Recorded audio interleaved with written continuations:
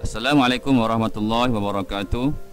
Alhamdulillah wassalatu wassalamu ala Rasulillah.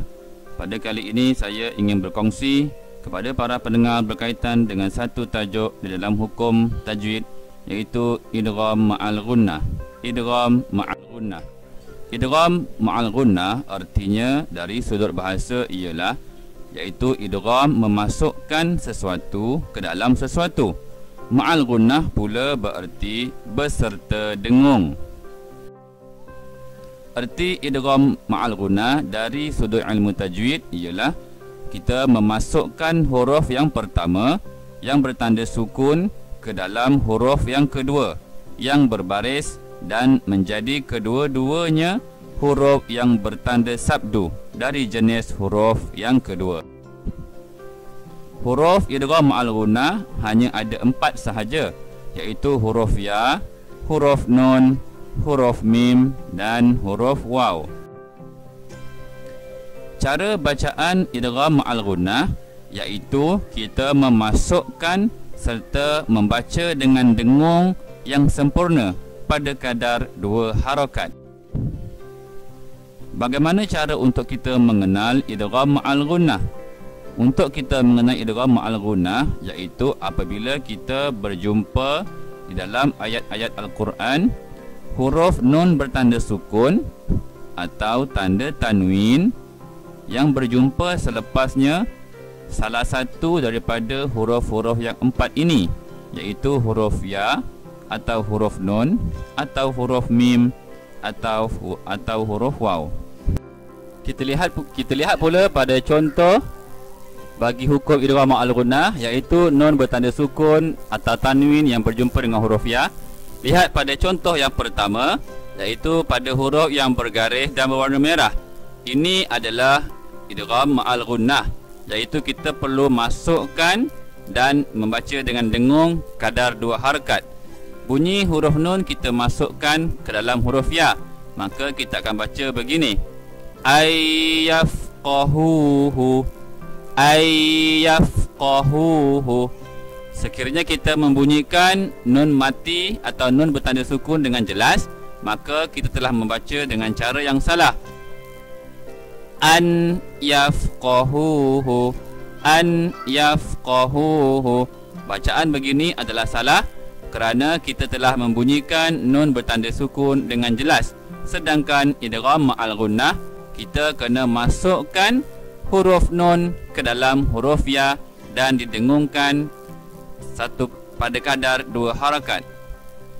Lihat pula pada contoh yang kedua, pada huruf yang berwarna merah yang bergaris, iaitu tanda tanwin dan selepasnya adalah huruf ya. Ini adalah idgham ma'al ghunnah. Kita perlu masukkan bunyi tanwin ke dalam huruf ya.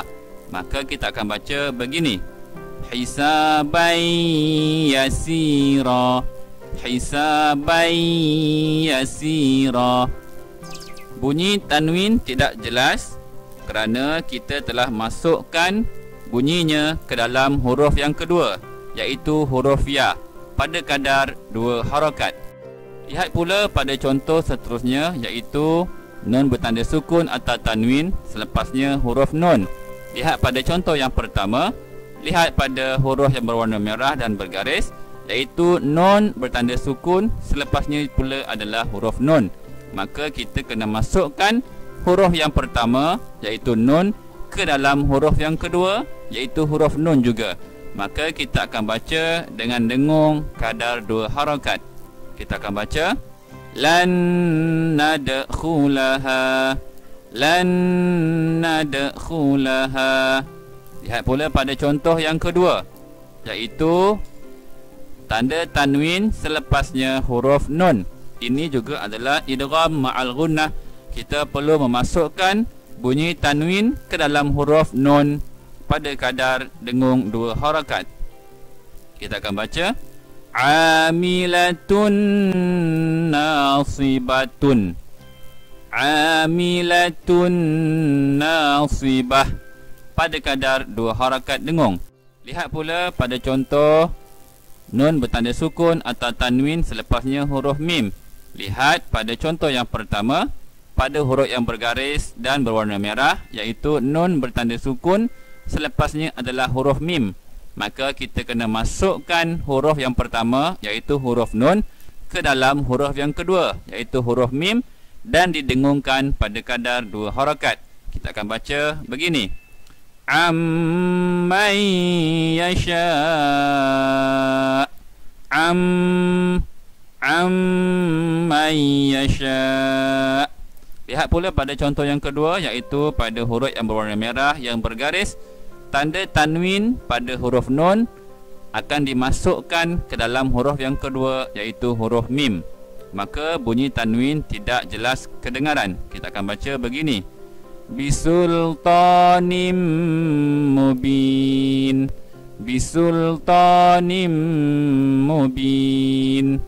Lihat pula pada contoh yang terakhir, iaitu pada contoh nun bertanda sukun atau tanwin, selepasnya pula adalah huruf waw. Lihat pada contoh yang pertama. Lihat pada huruf yang berwarna merah yang bergaris, nun bertanda sukun, selepasnya adalah huruf waw.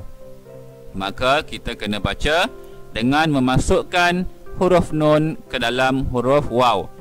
Kita akan baca min warai. Min warai. Dengung pada kadar 2 harakat. Lihat pula pada contoh seterusnya, huruf yang digariskan, iaitu tanda tanwin, selepasnya huruf waw. Maka bunyi tanwin telah dimasukkan ke dalam huruf waw pada kadar dengung 2 harakat. Kita akan baca khairun wa abqa. Khairun wa abqa. Khairun wa, pada kadar dengung 2 harakat. Sekian saja untuk contoh yang diberikan. Okey, kita lihat pula nama lain ialah idgham naqis. Idgham ma'al gunnah juga dikenali dengan nama idgham naqis. Kenapa dinamakan idgham naqis? Kerana idgham ma'al gunnah iaitu kita memasukkan huruf pertama ke dalam huruf yang kedua secara tidak sempurna, kerana bunyi nun bertanda sukun ataupun tanwin masih lagi bunyinya ada lagi, ataupun masih lagi kedengaran bunyinya. Syarat khusus bagi idgham, iaitu yang pertama mesti dalam 2 kalimah, iaitu nun bertanda sukun atau tanwin mesti berada pada akhir kalimah dan pada awal kalimah. Sekiranya berlaku dalam satu kalimah, ia tidak dinamakan sebagai idgham, tetapi dinamakan atau dinyatakan sebagai izhar mutlaq. Dalam Al-Quran hanya ada 4 perkataan atau 4 kalimah sahaja yang dihukumkan sebagai izhar mutlaq. Izhar mutlaq iaitu ciri-cirinya seakan-akan idgham tetapi berlaku dalam satu kalimah. Lihat pada contoh yang pertama. Ad-dunya. Nun bertanda sukun, selepasnya pula adalah huruf ya. Tetapi ini berlaku dalam satu kalimah, maka tidak perlu dibaca dengan mengikut cara bacaan idgham ma'al gunnah, kerana nun di sini perlu dibaca dengan jelas. Kita akan baca ad-dunya. Ad-dunya. Kita tidak boleh baca begini, ad-dunya.